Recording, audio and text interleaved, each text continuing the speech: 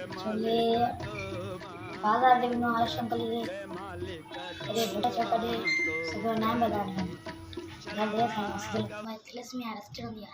अच्छा काए काए महीने रत चढ़ंदी आहे? बे महीने कहिड़ो ग्रुप अथई? पप्पा से पोइ केरु ॾींदो अथई रत? तो मुझे बैठी ना अपने मीठे में अच्छा पोइ उन जे बावजूद बि तूं छोला थो खपाएं?